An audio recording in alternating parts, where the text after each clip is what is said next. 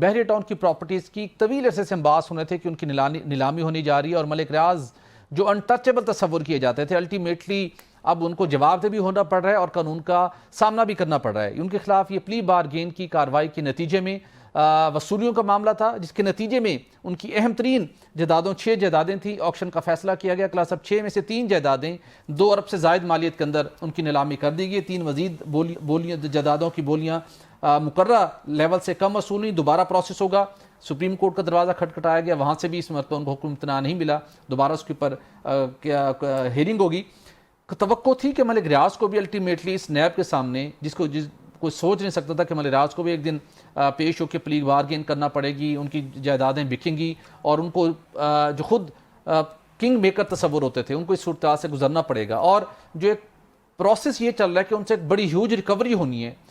وہ بھی لگتا ہے کہ اس مرتبہ سارے اسکور سیٹل ہو جائیں گے۔ یہ معاملہ کہیں تھوڑے سی ریکوری پلی بارگین نیب کی جمع تفریق ہوگی اور پھر معاملہ ڈمپ ہو جائے گا۔ یہ جو ملک ریاض صاحب کو ہم سارے جانتے ہیں، ان کو بڑے قریب سے ان کو ان چیزوں کو دیکھا ہے، ان کا the rise and fall of میٹی ملک صاحب۔ اب اس میں یہ دیکھیں کہ کبھی کوئی اس پہ اچھا سکرپٹ لکھا جائے تو ایک نیٹ فلکس کا ایک پورا سیزن مطلب بن سکتا ہے کہ اتنی جو کچھ ملک صاحب کا رول رہا ہے، اکانومی میں رہا ہے، ہاؤسنگ سیکٹر میں رہا ہے، لوگوں کو نوکریاں دینے میں، ایک نئی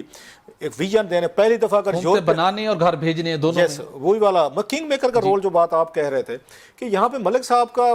جو انیشل رول تھا کہ انہوں نے پاکستان میں یورپین کلچر ٹائپ، آپ نے پہلی دفعہ دیکھا، آپ کو لگتا ہے بحیرہ ٹاؤن میں جائیں تو یورپین کلچر انہوں نے انٹروڈیوس کرایا، ہزاروں لاکھوں لوگوں کو نوکریاں ملی، جنریٹ ہوئے۔ میں بلکہ ہنستے ہوئے کہتا ہوں کہ ملک ریاض صاحب کا بحیرہ ٹاؤن وہ ہے جس میں ہر کوئی رہنا بھی چاہتا ہے اور ملک ریاض کو گالی بھی دینا چاہتا ہے۔ یہ بھی بڑا ایک عجیب ایک یہاں پہ کلچر ہے۔ سو بہت ساری چیزیں ملک صاحب نے اچھی کی ہیں،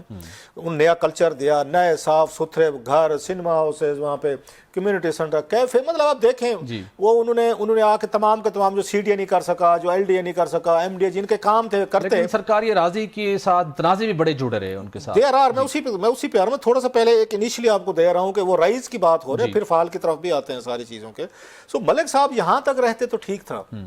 ملک صاحب کے اندر جب ایک پولیٹیکل ایمبیشنز ہیں نا، انہوں نے ان کو نقصان دیا ہے۔ اچھا، ان کے ذہن میں یہ ہے جو بات آپ کہہ رہے ہیں کہ مجھے سرکاری زمین چاہیے، مجھے جنگلات کی زمین چاہیے، مجھے فلاں چاہیے، تو اس کے لیے پھر آپ کو ان سے چودھریوں سے بھی دوستیاں کرنی پڑتی ہیں، پھر نواز شریف صاحب سے بھی کرنی ہے، پھر عمران خان صاحب سے بھی کرنی ہے، پھر آپ کو شہباز شریف صاحب، زرداری صاحب، اچھا پھر بیوروکریسی کو بھی خوش کر رہے ہیں، پھر میڈیا کو بھی خوش کر رہے ہیں، ہر کوئی تو یوں کر کے بیٹھا ہوا ہے۔ نہیں، مطلب یہ ہے، مجھے ایک بات سمجھ نہیں آتی بھٹی صاحب، ایک بات بتائیں، اللہ نے آپ کو بادشاہ بنایا ہے، آپ اس ملک کے صدر ہیں، وزیر اعظم ہیں، وزیر ہیں، آپ بہت بڑے میڈیا ہاؤس کے مالک ہیں، آپ بیوروکریٹ ہیں، سیکرٹری ہیں، ڈی جی ہیں، وٹ ایور جو بھی ہیں، توپ ہیں، گن ہیں، بھگوان ہیں، جو بھی ہیں، اب یوں کر کے ملک صاحب کے آگے بیٹھے ہمیں پیسے دیں۔ یار ملک کا وزیر اعظم بھی اگر ملک ریاض سے پیسے مانگ رہا ہو، ملک کا فیڈرل سیکرٹری 20ویں گریڈ کا کوئی بھی ہو، ڈی جی ہو، کوئی بڑی بڑی ان کے اداروں کے لوگ، میڈیا ہاؤسز کے مالکان، اینکر میرے جیسے، آپ جیسے، کسی کے بھی میں سے بات کر رہا ہوں، وہ جا کے ملک صاحب کے آگے یوں کر کے بیٹھوں، یار ان لوگوں کو تھوڑی سی کوئی آنی چاہیے کہ اس سے کوئی زیادہ بڑی چیز ہو سکتی تھی۔ ملک ریاض صاحب کہتے ہیں میں ان کو برائب نہ کروں، پیسے نہ دوں، میرے کام نہیں ہوتے، مطلب فائلیں روک لیتے ہیں۔ سو جب یہاں پہ یہ اتنی، اچھا یہاں تک بھی ملک صاحب رہتے ٹھیک تھا، میں اگلی بات پہ آ رہا ہوں، یہ ٹھیک تھا، چلیں کہ آپ نے یہاں برائب کرنا ہے، کلچر ہے، آپ ان کے منہ پہ جب تک کوئی چیز نہیں ڈالیں گے، ان کی چونچیں گیلی نہیں کریں، مافیا کی ٹرم ہوتی ہے، چونچ گیلی کرو کہ ہمیں روکڑے دو، ہمیں ذرا وہ دو، کھوکھے والی جو بات ہوتی ہے، تو اس کو مطلب اس کی مافیا کی ٹرم جو ہوتی ہے نا کہ کسی کی وہ چونچ کو گیلا کرو کہ پیسے دو ہمیں، ان کی چونچیں گیلیں کی انہوں نے، فیئر انف۔ نیکسٹ اگر جو سٹیپ تھا، جو میرا خیال ہے جہاں سے ملک صاحب جو ہے پرابلم میں آئے ہیں، آئی ہوپ کہ ہی انڈرسٹینڈ دیٹ،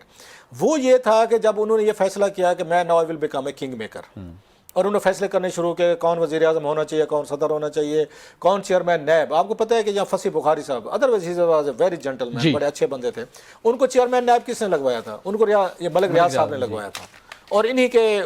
اس میں تھے وہ۔ اب وہ دور بھی آ گیا ہے کہ آج وہی نیب جو ہے جس کا چیئرمین ملک ریاض لگواتے تھے، آج وہ ان کی جائیدادیں بیچ رہے ہیں۔ نمبر 2، نمبر 3، ان کا جو پولیٹیکل رول تھا، انہوں نے اپنے کو الائن کیا، ان کو آصف علی زرداری صاحب کے ساتھ، پیپلز پارٹی کے ساتھ، زیادہ ان کا ان کے ساتھ تھا، وہاں پہ سندھ میں بھی ہوا، بعد میں وہی عمران خان صاحب کو بڑے ڈونیشن دیے، عمران خان صاحب کو انہوں نے اپنا جہاز دیا تھا، وہ گئے تھے، انڈیا گئے تھے، پھر اس کے بعد ابھی دیکھ لیں وہ جو آپ کا ٹرسٹ قادر ٹرسٹ والا جو ہے 190 ملین پاؤنڈ والے کیس میں، انہوں نے وہاں پہ کروڑوں کی جائیدادیں لے دیں، ہیرے کی انگوٹھیاں، یہ وہ سارا وہ آپ نے سن لیا، انہوں نے کیش انہیں وغیرہ دیا۔ ایک سٹیج پہ انہوں نے عمران خان صاحب جو دھرنا لے کے بیٹھے تھے، یہی ملک ریاض صاحب پہنچ گئے تھے اس کو نواز شریف صاحب کے پاس کہ اپنا استعفیٰ دیں، اور ان کو بھیجنے والے اس وقت کے D G I S I تھے۔ اب ان گیموں میں پڑیں گے تو پھر تو آپ کراس فائر میں مارے جائیں گے. آپ کو نہیں پڑھنا چاہیے تھا. سو لہٰذا مجھے ابھی بھی لگتا ہے, میں حالانکہ میں بتا دوں پہلے کہ میری ملک ریاض صاحب سے آج تک کوئی ملاقات نہیں. سپریم کورٹ میں ویسے آمنے سامنے ہیلو آئی تھی, ادروائز آئی نیور میٹ ہم. ہاں فون پہ باتیں ہوئی ہیں, 3-4 دفعہ سٹوریز کر رہا تھا. ان کو یہ بھی بتا دیں کہ بحری ٹاؤن میں آپ کی رہائش کے اوپر نہیں میرا پلاٹ بھی نہیں ہے, نہیں میری خواہش بھی نہیں ہے اور میرا پلاٹ بھی نہیں ہے.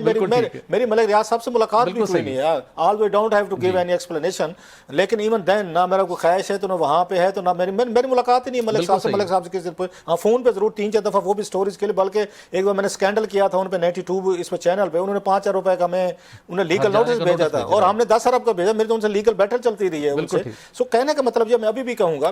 کہ سینٹی مسٹ پریویل. آپ جو انہوں نے آفر کیا نا آپ کو کہ بیٹھ کے ہم سے بات چیت کریں, ملک صاحب نے ٹویٹ کیا ہے, آپ اتنا بڑا ایک پروجیکٹ ہے, ہزاروں لاکھوں لوگوں کا اس سے روزگار اٹیچ ہے, آپ کو اس طرح کی آپ اس طرح کر کے اپنی اکانومی کو نہ ڈبائیں. مطلب یہ سمجھداری نہیں. میں مطلب بالکل ٹی وی پہ کہہ رہا ہوں, آپ بیٹھ کے ملک صاحب کے ساتھ بات چیت کریں. وہ کہہ رہے ہیں کہ ہم آپ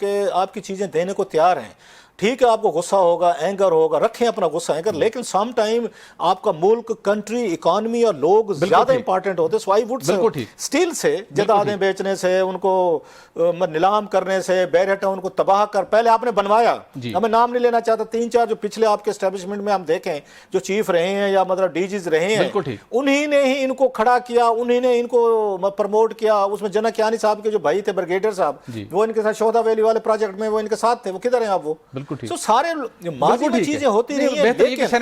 میرا یہ خیال ہے ان کے ساتھ بیٹھے, وہ آفر کر رہے ہیں, ان کی بات سنیں. جہاں پہ پیمنٹ ہو سکتی ہے پیمنٹ کریں, جہاں پہ اس طریقے کا پینک کر کے اور ان کو نیلام کر کے, I would say it will hurt آپ کی اکانومی کو. ہم اسٹیبلائزیشن کی طرف جا رہے ہیں, تھوڑا سا اس کو اسٹیبل ہونے دیں چیزوں کو. باقی ہماری ماننی نہ کسی نے سننی ہے, ہم نے جو